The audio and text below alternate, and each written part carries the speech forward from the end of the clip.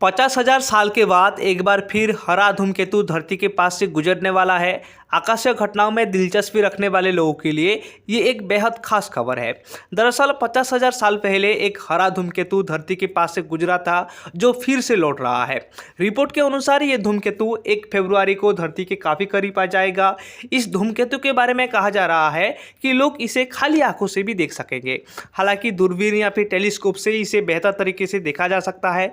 वैज्ञानिकों की माने तो खाली आंखों से इस धूमकेतु को तभी देखा जा सकेगा जब आपके इलाके में प्रदूषण बहुत कम होगा और आसमान साफ होगा। इस धूमकेतु का पीरियड लगभग 50,000 साल है। यानी पिछली बार जब ये धूमकेतु धरती के 4.2 करोड़ किलोमीटर तक करीब आया था, तब हमारी धरती पूरा पाषाण काल में ही था।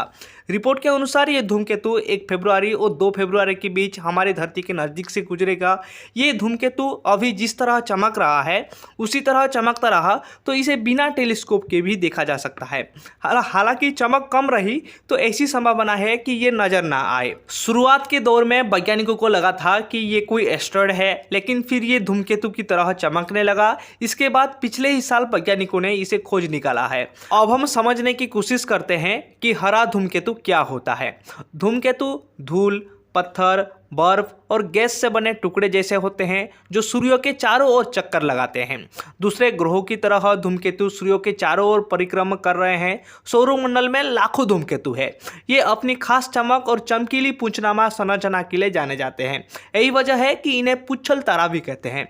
हरे धूमकेतु उल्कापिंड के मुताबिक ज़्यादा तेज गति के साथ चक्कर भी लगाते हैं। हरे धूमकेतु सूर्य के चारों ओर चक्कर लगाते हैं। परिक्रमा करते हुए ये धीरे धीरे सूर्य के इतने करीब आ जाते हैं कि गर्म होकर चमकने लगते हैं, और जब ये मूव करते हैं तो टूटे तारे की तरह दिखते हैं। ये हरी रोशनी को रिलीज करती है, इसलिए इन्हें ग्रीन कॉमेट यानी हरा धूमकेतु कहा जाता है। इस धूमकेतु में डाई एटॉमिक कार्बन यानी C2 और साइनोजन मॉलिक्यूल होते हैं। जब धूमकेतु के ये दोनों मॉलिक्यूल सूर्य की पराबैंगनी किरणों के संपर्क में आते हैं तो उत्तेजित हो जाते हैं और हरे रंग की रोशनी रिलीज करते हैं। कई मामलों में ऐसी हरी रोशनी को धरती से भी देखा जा सकता है। साइनोजन एक जहरीली गैस है जो नाइट्रोजन और कार्बन के मिलने पर बनती है। जब सूरज की पराबैंगनी किरणों में इसके संपर्क में आती है तो हरे रंग की रोशनी निकलती है। दिलचस्प बात यह है कि सभी धूमकेतु हरे रंग के नहीं होते हैं। धूमकेतु की पूंछ का रंग उसमें मौजूद अणुओं के प्रकार पर निर्भर करता है। फॉर एग्जाम्पल के लिए कुछ धूमकेतुओं की पूंछ नीली या फिर लाल हो सकती है, जो उसमें मौजूद मॉलिक्यूल के मौजूदगी पर निर्भर करता है। हरे धूमकेतुओं को देखने में रुचि रखते हैं तो इसे देखने का सबसे अच्छा समय तब होता है जब वो सूर्य के करीब होते हैं और हरे रंग की रोशनी छोड़ते हैं। ये आमतौर पर तब होता है जब धूमकेतु सूर्य के अपने निकटतम बिंदु पर होते हैं। साइंस की भाषा में इसे पेरिहिलियन कहते हैं।